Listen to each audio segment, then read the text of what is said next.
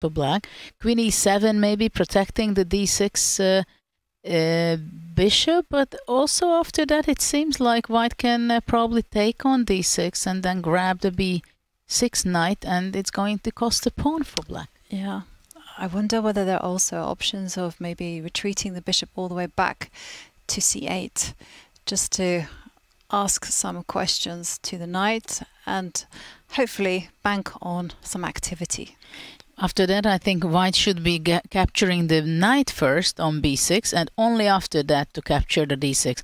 And then black still is losing material.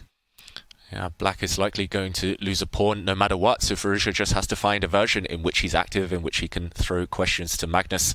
Clock time's not in his favour, down under 3 minutes now.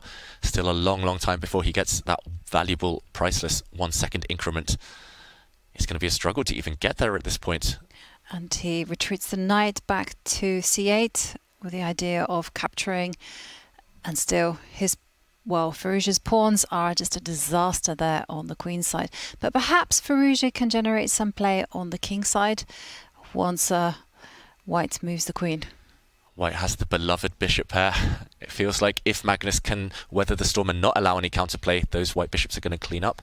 Just need to move the queen first, attacked by the black rook. Yeah, this is the question, where white is moving the queen. I think in the next move somehow black wants to go bishop to e4 in the center and attack probably the d5 pawn, because for now the g2 pressure is not much. But I can imagine that black goes bishop e4, f5, queen g6 and looking for counter chances.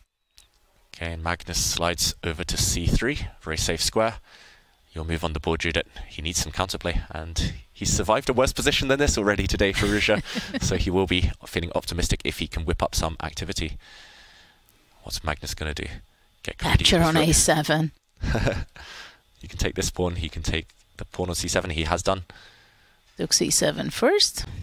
But now the black queen has avenues in. Queen a4, you want to say?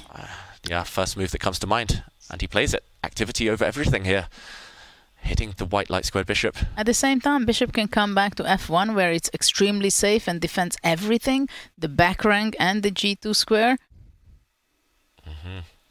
And played on the board. It is played, but the a2 pawn is dropping. But there is an e5 pawn can drop. And then an a7. I mean, they're quite... we're going to see that, because that's exactly what's happened in the game. And the problem is for black, if queen d5 takes, then rook d7, and the piece is going to be falling off for Firouzja. Yeah, you cannot take that white pawn on d5. You will lose a piece. You get skewered at the end there. And Firouzja shaking his head for the first time in this game. But how does he maintain the piece? I don't think he can. I think he's missed this. I think he was banking on the fact that he played queen takes pawn, but this will not work. And wow, Firouzja stops the clock and resigns. Yeah, Magnus once again takes an Armageddon victory and nets 1.5 points. And there you see the two players smiling, analysing. But what a dominating performance by Magnus in the Armageddon match. Yeah, it was abrupt.